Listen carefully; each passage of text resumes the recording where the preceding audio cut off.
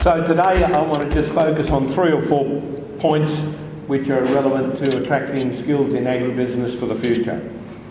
So first of all, we are in a skill shortage in agriculture. Second is that rapid changes in technology will create new gaps.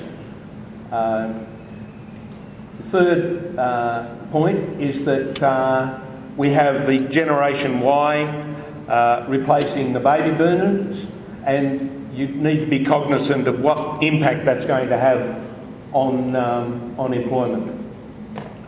And there's a major change in the very structure of the emerging agribusiness workforce. So the 4 major things impacting the quality and quantity of people available for jobs in the agricultural industries. First of all, we've got relatively low unemployment, where most people who want a job have got one. In agriculture, you've got a major skills shortage. Part of this is due to the educational institutions cutting back on agricultural programs. Over the last 20 or 30 years, the number of graduates has declined by about 30%, and it's only just starting to increase again. You've got strong growth in just about all the major agricultural industries. Beef and sheep, in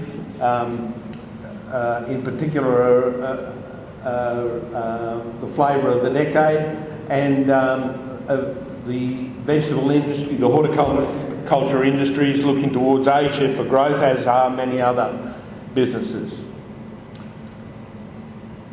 So there's good demand for skilled people in agriculture. So rapid technological change is occurring now. We've got digital transformation coming into industry right across the sector. And that increases the demand for technology-trained graduates.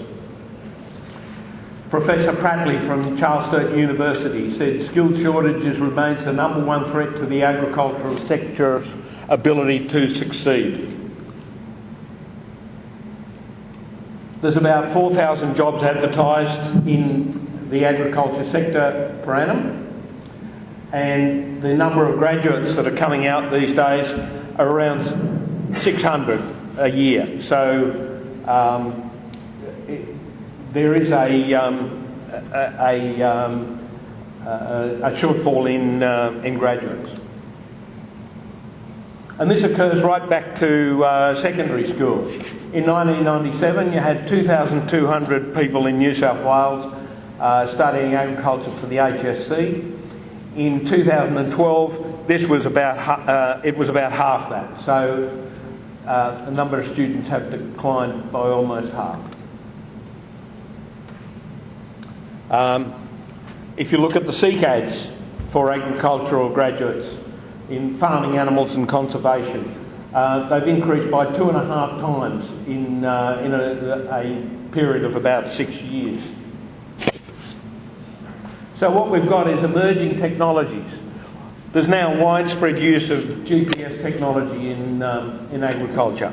You've got robotics, you've got unmanned aerial vehicles, you've got the integration of technology, cheap sensors right throughout the industry, sophisticated software, and incorporated with electronics. You've got precision agriculture moving into being decision agriculture, where you use big data to computerise on-farm decisions and improve productivity.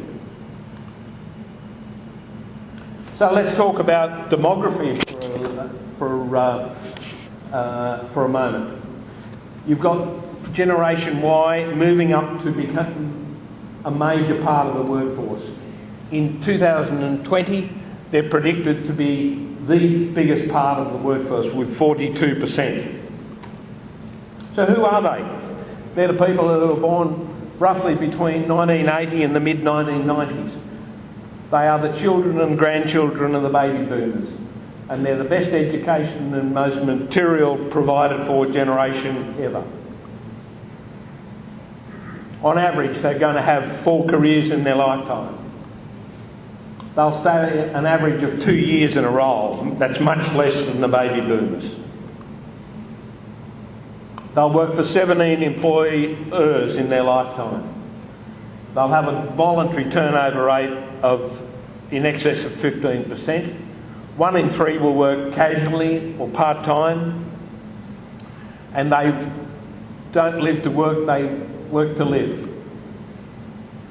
They're ethical, social and innovative. 79% of them say that training is very important, and the regular training would motivate 90% of them to stay with an employer for longer.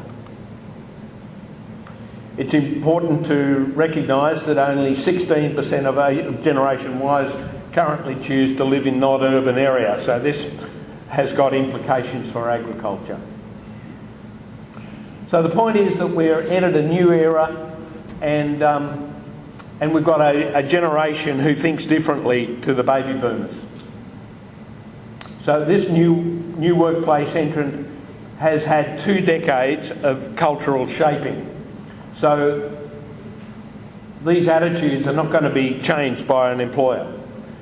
The employers are going to have to adapt to the attitude of Generation Y. So it's important to understand these shifts in attitudes, and even more critical to attracting skilled people to the workplace in the future.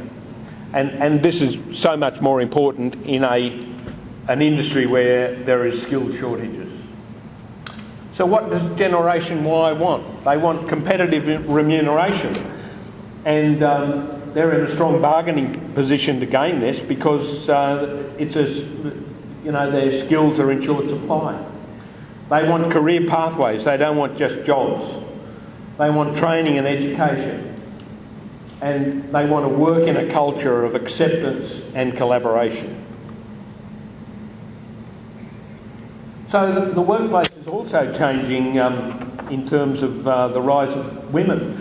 70 years ago, there was one graduate, a woman graduate out of the University of Sydney in agriculture. These days, 60% of graduates in agriculture and veterinary science are women. Gillaroos outnumber jackaroos in regional areas. And the industry's got to adapt to this. When you've got 60% of the skilled people being women, you've got to start thinking about what their life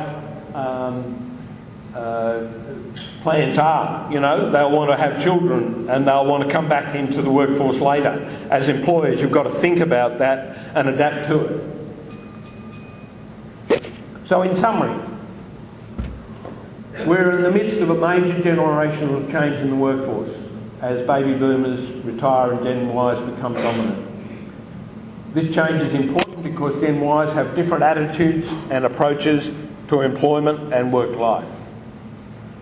So unless the ag sector understands these differences and adapts, then the already growing skill shortage will quickly escalate.